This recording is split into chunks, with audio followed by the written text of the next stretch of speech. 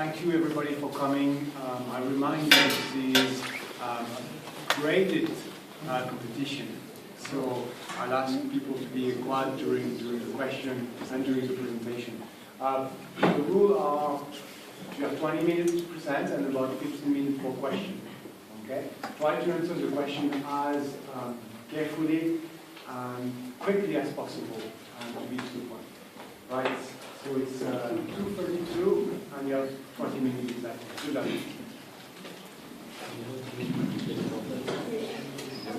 Distinguished jury members, members of the audience, and fellow students, good afternoon, and welcome to our presentation today.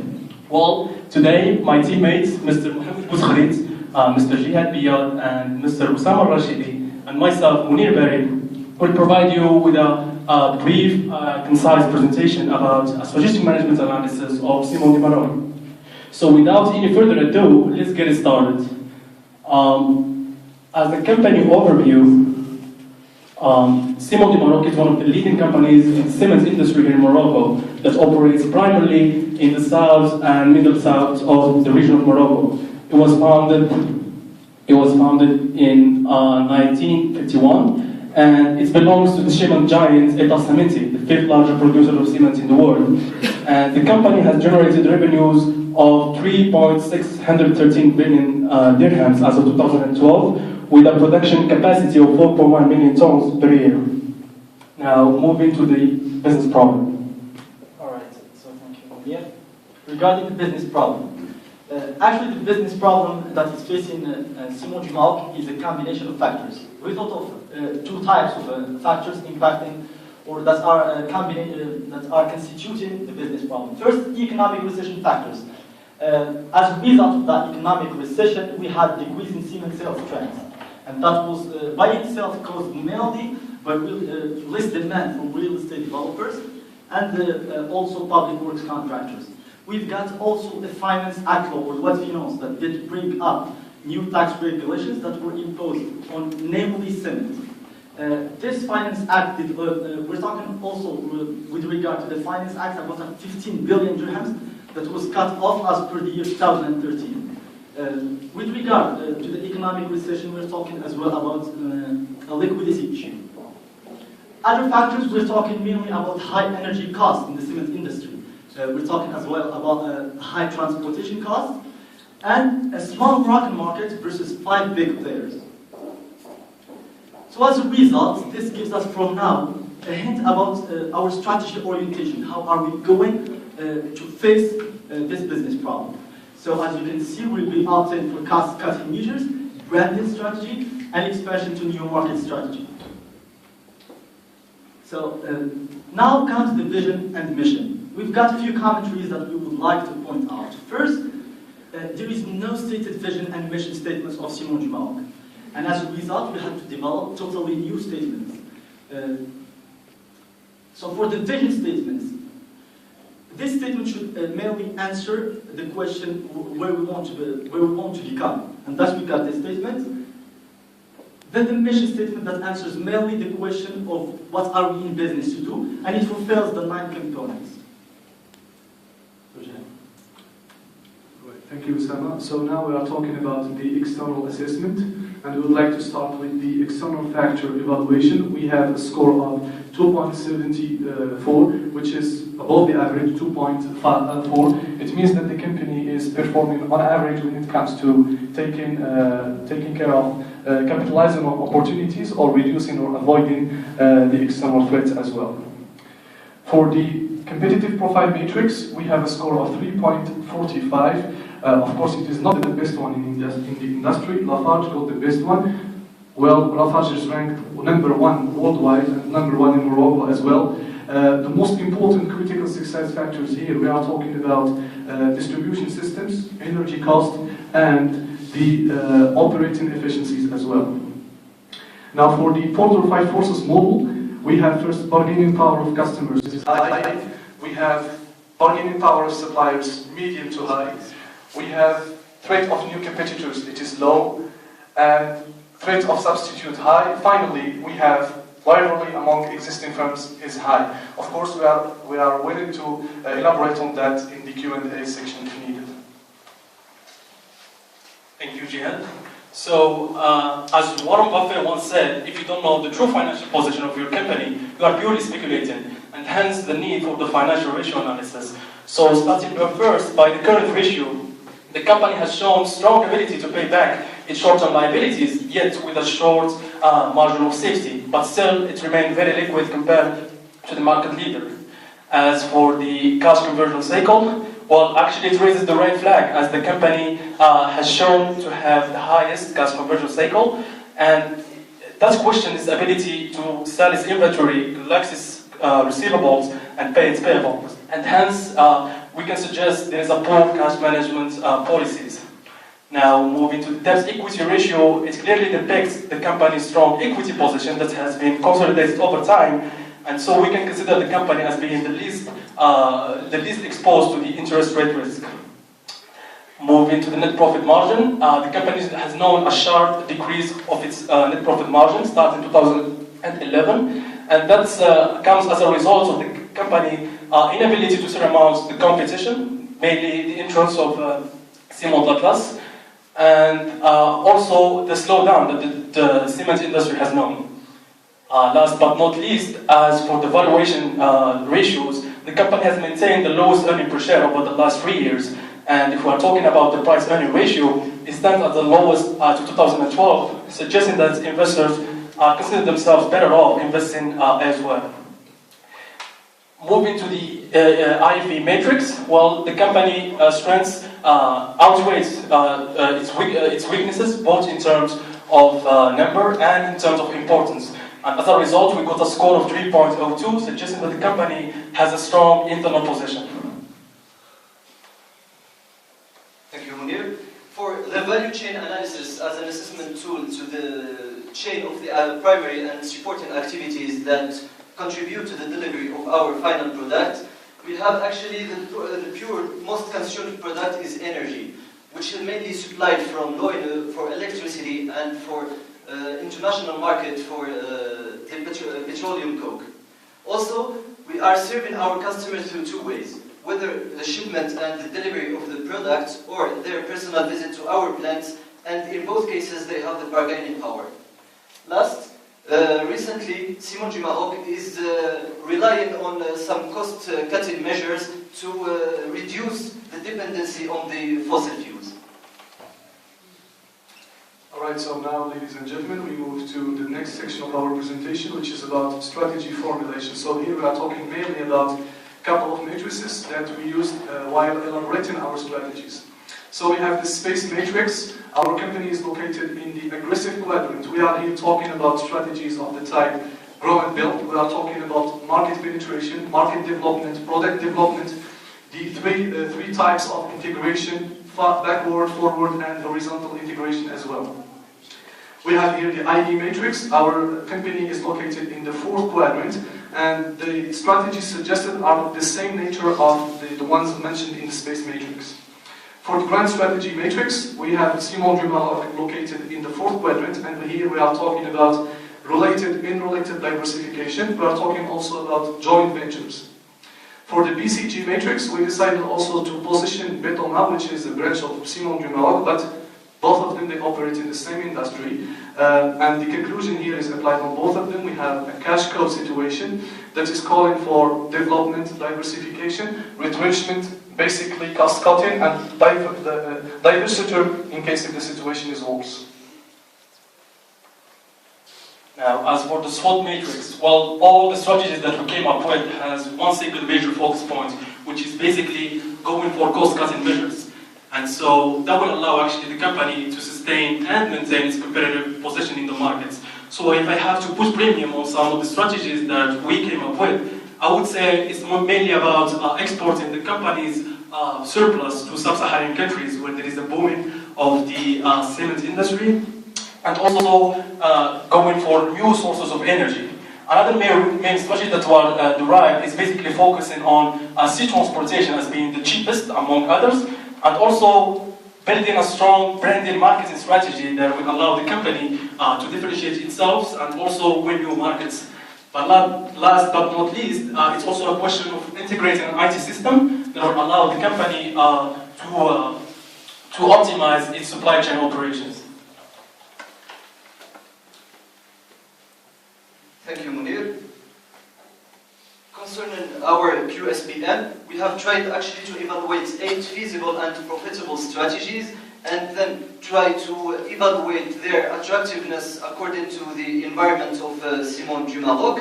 Actually, the scores we got are follow. You can see 5 satisfactory scores, but for some reasons of cost implementation, we have only retained 4. So as a summary, we will be opting for a branding and marketing strategy, cutting of energy consumption, seaborne trade of cement, especially the case of Angola, and vendor-managed inventory system. Alright, so let's now move on to the strategy implementation. And we're talking here about the first strategy, which is branding.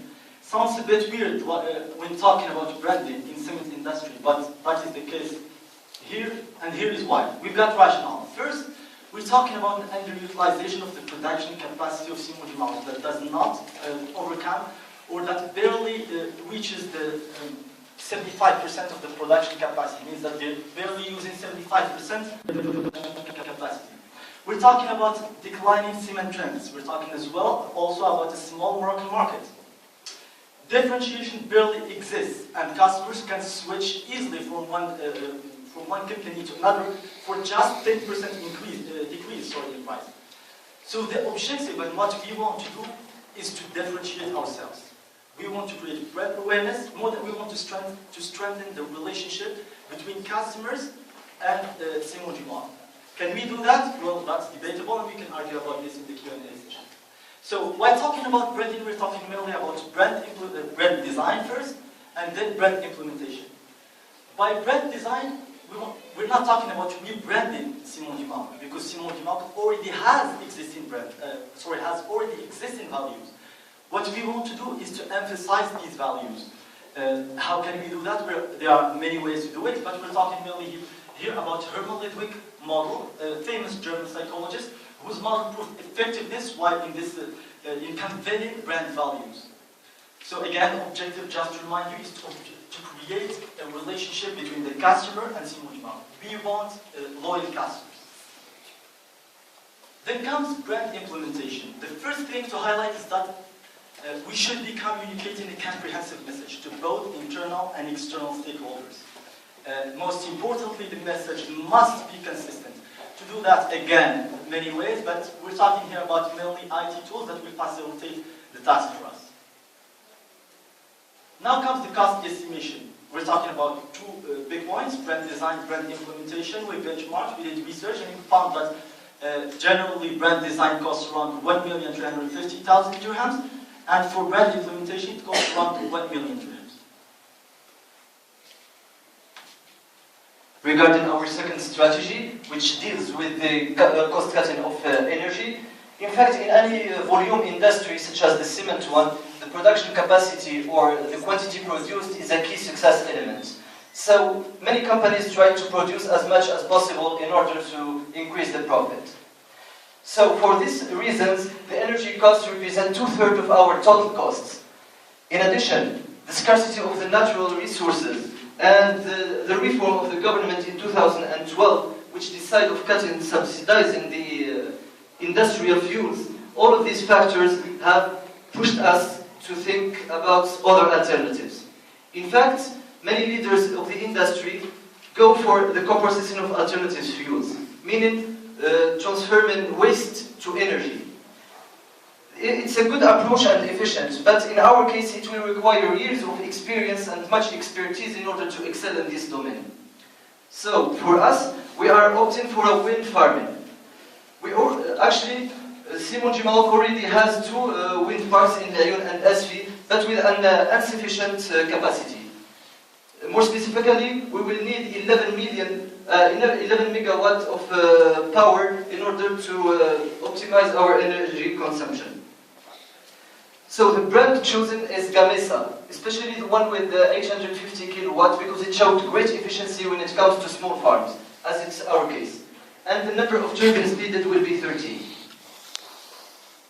For the installation costs, the cost ranges between 1,100 euro to 2,100 euro per kilowatt, but the most recent cost incurred by Lafarge, which is our main competitor, was 1,400 euro, so this is the cost we are taking. So as the implementation cost, including all the possible costs, we will be ranging for about 172 million dirhams. As for savings, we will be saving per year 13 million dirhams. Alright, so now, dear jury, ladies and gentlemen, we arrived to our third strategy, and we are here mainly talking about logistics, primarily maritime transportation. So our third strategy is seaborne trade of cement. And here, what does it mean is to use the maritime transportation in order to trade our cement overseas without being geographically restricted to any specific area or region. So, how can we do that? Is that we're going to be sending a bulk carrier that is carrying our cement to landing in a port where we have a supply contract with a certain client. And then we keep supplying this bulk carrier by other shipments coming from Morocco, depending on the frequency and the quantity mentioned in the supply contract. As an illustration for our strategy, we are talking here about Angola for the following reasons. So, Angola, 60 to 70% of the infrastructure need to be rebuilt, because the country has been under civil war for 25 years, completely destroyed. Booming growth in construction, the program of 1 million housing units exclusively in the capital, Luanda, and the cement deficit of 4.2 million tons in 2030. Here, those are the trends of the seaborne trade of cement globally. Here we have an interesting map that shows the top 10 importers of cement in the world, and we have here, if you see here, we have Angola. So this is emphasizing what we are doing in terms of our choice. Here we have also the consumption per capita of cement, and we have also comparison of Angola with other African countries. We have Angola is very high in terms of cement consumption per capita. We have here a pie chart of competitors. 48% of the cement is imported, and we have the location of the two main producers in Angola. This is the graph showing the prices we adopted. I would like to remind the jury that the price per ton is 1,570 dirhams per ton. So, how much it will cost us? We are planning to trade 300,000 tons yearly in 5 shipments with 2 months interval. The total cost will be 424.6 million dirhams. After doing subtractions from revenues, we have a net profit of 46.4 million dirhams annually. So for the fourth strategy that we are calling for is basically the implementation of a vendor-managed inventory system, which is basically an IT system that will allow the company to have access to the inventory level across its entire supply chain. And so the rationale behind this strategy lies in 3 key points. First, as you know, the cement is a low-value, high-volume commodity, and therefore the key players they're competing on cost rather than price. It's also a question of the increasing burden that the logistic cost represents for companies, and also the fact that the market leader, Lafarge, outperforms us in terms of their net profit margin, and hence we need to act boldly and swiftly to take cost reduction measures, and also so we can increase our profit margins. As for the benefits, there are numerous, but I want to highlight the main ones. Ability to have visibility across the entire supply chain. It's also a question of having better communication and as a result avoiding the bullwhip effect. But most importantly, it's a question of optimizing costs, namely reducing the cost of logistics, cost of back orders, costs associated with shortages and surpluses. Moving to the cost estimation, well, subject to data and statistics, the introduction of this vendor-managed inventory system will allow us to reduce our carrying cost by 50%, which in turn represents 32.69% of the logistic cost. So because of the limitation of data that is tailored to our case, we found our way by mimicking the projected sales, and we find out that such a decrease will result in a 2.29% as a percentage of sales. As for the total estimated cost, it can be considered as follows. Alright, so regarding financial projections, we're running out of time. Alright, so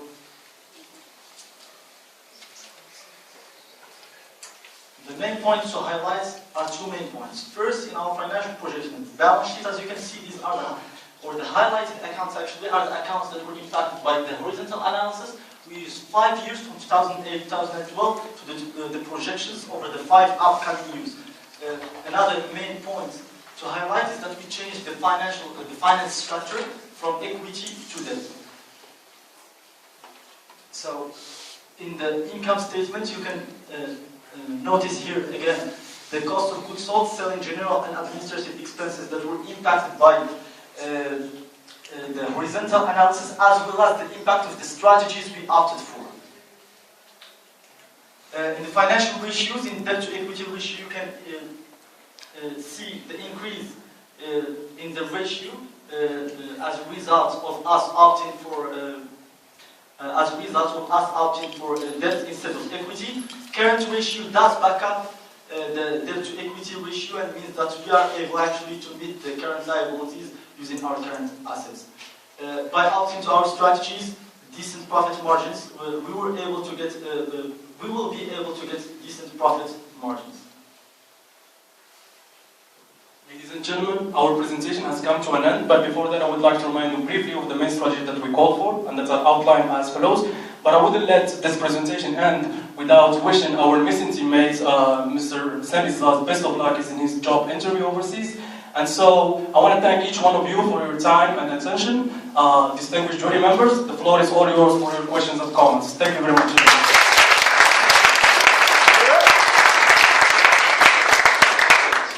Alright, we'll go for now about 15-minute questions and we start with the rest. So I'll shoot first. First I want to congratulate you. It's a good presentation. I like your strategy. Now it's a more critical side of this. When you looked at your external environment, I felt that your analysis of competition was a little weak. I mean, who was the competitors in the northern market? Did you show that? I didn't see any slide.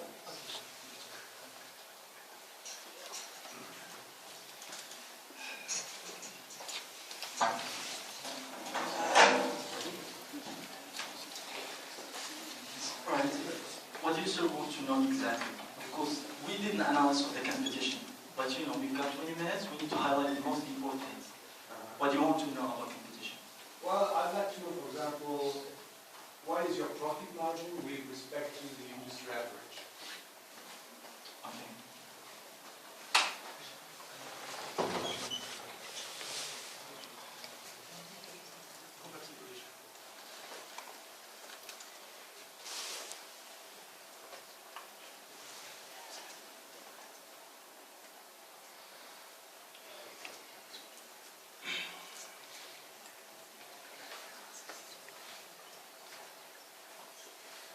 So as you can see here, for the net profit margin, the company, we actually consider only the 3 main key players in the industry that are our company, Ciments, Maroc, Lafarge, and Holcim. And so, as you can see here, for the net profit margin, we can consider that the company has a moderate over the last 3 years, standing in between, but still in comparison with the market leader, it's weak, because that comes as a result of the company's inability to surmount fierce competition that the market has known over the last few years, namely by the introduction of new key players, namely Ciments, Atlas, and Ciments. And as a result, the company has many distribution and sales weaknesses, and thus allows it not to be able to surmount this fierce competition. But as you can see here, for the market leader, Lafarge, that's outperformance in that, and that's why we opted for this strategy, so we can boost our competitive advantage and cut costs, so we can increase our profit margin and hopefully reach the market leader. All right, what is the different market share of the main competitors? First question. Okay. Then you also tell me that there's a very high churning rate. People will switch for 2 years. And you also tell me that there is new competitors coming in. Now, I want to know what are the new competitors bringing to the market, and why are they being successful? Why is there room market share. It's definitely you're doing something wrong, but you're not addressing it.